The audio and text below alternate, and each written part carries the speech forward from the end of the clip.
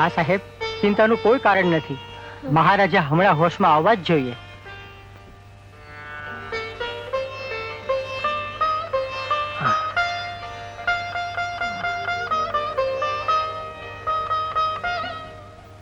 મહારાણી જી.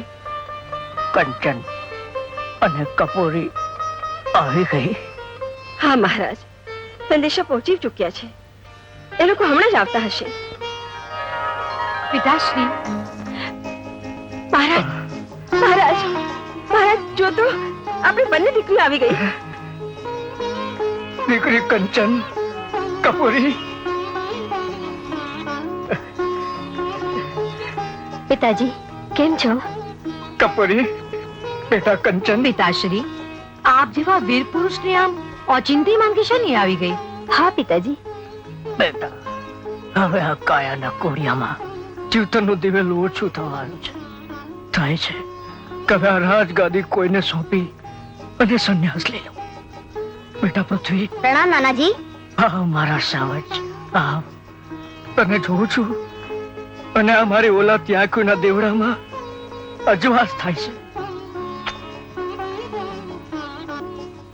બેટી સંયુક્તા, તારો બાપ જયચંદ કેમ છે? પિતાજીને રાજ્યો જીતવાની લાલસા ને લડાઈમાંથી નવરાશ ક્યાં મળે છે? કેમ દાદીમાં? હા બેટા, એકવાર રાજગાદી પર બેઠા પછી હરેક રાજવીને મન રાજ્ય વિસ્તાર એ જ જાણે જીવન બની જાય છે.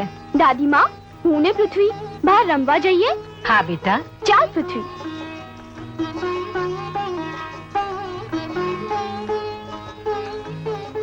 મોટી બહેન, શું જોઈ રહ્યા છો?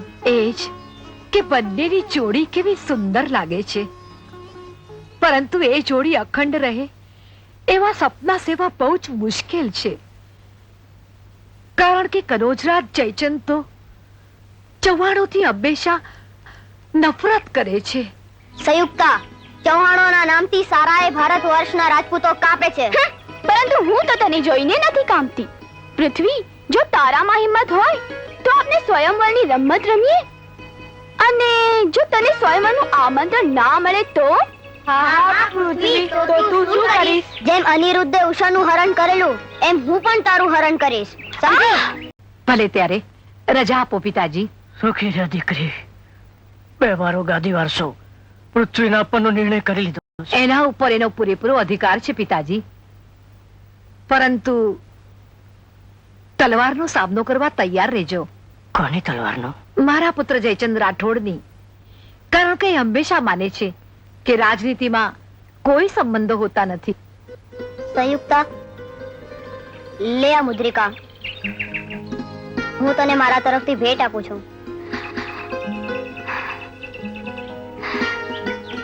પૃથ્વી, ભાવ આખો આ ભેટનું હું જીવથી જાજુ જતન કરીશ. રાજકુમારી સાહિબા, દાદીમાં જવા માટે તૈયાર છે, ચાલો. ચાલ પૃથ્વી, હું જાઉં છું. પિતાજી, પિતાજી. અરે, આવી ગઈ બેટા સંયુક્તા. હા. પ્રણામ માતાજી. પ્રણામ બેટા. માતાજી, બેટા સંયુક્તા તું જા. ભલે. માતાજી, મને મળેલી માહિતી પ્રમાણે અનંગરાયજી પોતાનું દિલ્હી પૃથ્વીરાજને આપવા માંગે છે. એ તો એમની ઈચ્છાની વાત છે દીકરા. જો એમ થશે તો હું દિલ્હી પર ચડાઈ કરીશ. તો એ લડાઈમાં સૌથી પહેલા તારે તારી માતાનો સામનો કરવો પડશે. એટલે તમે ઉઠીને પોતાના પુત્ર સામે તલવાર ઉઠાવશો? માતાજી, તમે સમજતા કેમ નથી કે દિલ્હી એ ભારત વર્ષનું કેન્દ્ર છે અને એને સાચવવાની તાકાત ચૌહાણોમાં નથી. અને હું કોઈ પણ ભોગે દિલ્હી યવનોના હાથમાં જવા દેવા માંગતો નથી. અને દિલ્હી પર જો યવનો ચડાઈ કરશે તો એના હાથ કાપી નાખવાની તાકાત મારા પિતાજી અનંગરાજમાં છે. અને અજમેરના સોમેશ્વરજી મારા પિતાની ઢાલ બનીને રહેશે. સોમેશ્વર પોતાના પુત્રને દિલ્હીની ગાદી મળે એટલે અનંગરાયજીની સાથે રહે છે, પરંતુ સોમેશ્વર હજી જયચંદની શક્તિને ઓળખતો નથી. ચૌહાણોની શક્તિનું માપ કનોજના રાઠોડોને નહીં હોય. લોહીનું એક એક ટીપું પડે ત્યાં 100 શૂરવીરો સજીવન થાય. એ વાતની જાણ જયચંદને નહીં હોય દેવી. એ તો રાજનીતિનો કીડો છે રાજન. મેં પણ પિતાજીને ઘણું સમજાવ્યા, પરંતુ એમણે પૃથ્વીને પોતાનો ઉત્તરાધિકારી બનાવવાનું વિચારી લીધું છે. માં, મને દિલ્હીની રાજગાદી મળે એમાં જયચંદને શું વાંધો હોઈ શકે? બેટા, રાજગાદી પ્રાપ્ત કરવી અને એને ટકાવી રાખવી એ બેમાં ઘણો ભેદ છે. માં, નાનું તોય હું હાવજનું બચ્ચું એ વાત નથી અજાણ. મોતને મુઠ્ઠીમાં રાખી નીત ગુવે ચૌહાણ. તારા વિના અમને અહીં જાણે સુનકાર લાગતો હતો. ગંધ, એક અગત્યની વાત કહું. મારા નાના આનંદરાજજી મને દિલ્હીની ગાદી આપવાના છે. તો હું સેનાપતિ બનીશ. અરે હું તો વગર લાલચે સદાય તારી રક્ષા કરવા તૈયાર રહીશ. મિત્ર પૃથ્વી, તમે બંને ભાઈઓ તો મારા કાળજાના કટકા છો. મિત્ર પૃથ્વી, તું દિલ્હીથી આવ્યા પછી ખૂબ જ બદલાઈ ગયો લાગે છે. તારાથી શું છુપાવું મિત્ર? ખાસ કારણ છે સંયુક્તા. ઓમ નમઃ શિવાય, ઓમ નમઃ શિવાય, ઓમ નમઃ શિવાય. હે દેવોના દેવ મહાદેવ, મારી દિન રાત એક જ પ્રાર્થના છે કે પૃથ્વીને પૃથ્વીપતિ બનાવજે, કારણ કે મેં એને મન, વચન અને કર્મથી વર માન્યો છે.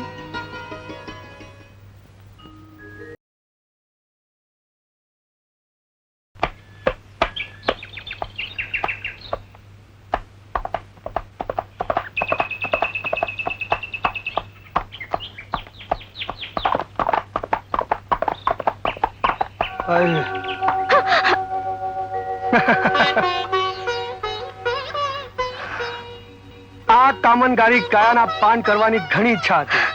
આજે એ ફળી છે.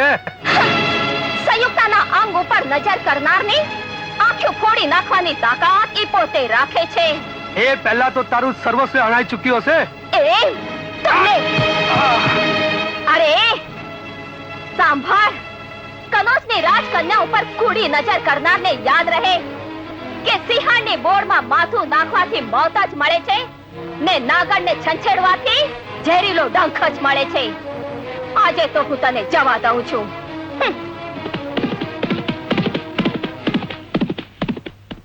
અમીર કદી હાર પામ્યો નથી અને આજે એક સ્ત્રીના હાથે એને હાર પામવાનો વારો આવ્યો.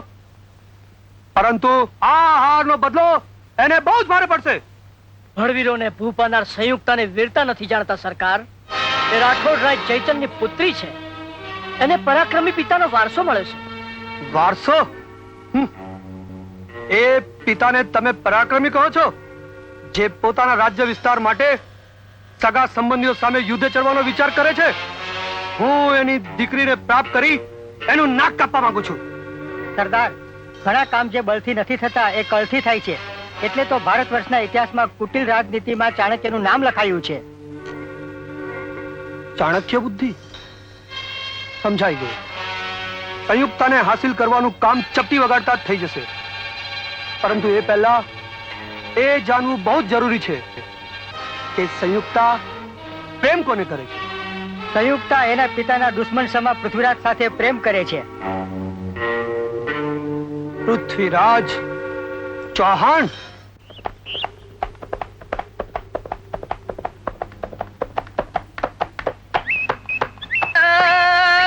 તીર તલવાર ને ભાલા પટાબાજી પરમાણ, અરે શુરોમાં શુરવીર એવા પૃથ્વીરાજ ને અચંદ બારોટના ઝાઝા પ્રણામ. છંદ, મારી વીરતાના ગુણગાન ગાય ગાયને ક્યાંક મને એવો ન બનાવીશ કે હું વીરત્વને ભૂલી અભિમાનમાં રાચવા લાગુ. જો એવો સમય આવ્યો મિત્ર, તો આ ચામુંડ અને કૈમાશ તારો જમણો અને ડાબો હાથ બનીને ઉભા રહેશે. તને ઉની આંચ પણ આવે એ પહેલા અમે બંને ભાઈઓ પ્રાણની આહુતિ દેશું. અરે તમારા જેવા નરવીરો જેના મિત્ર હોય એને જગતમાં કોણ જીતી શકે?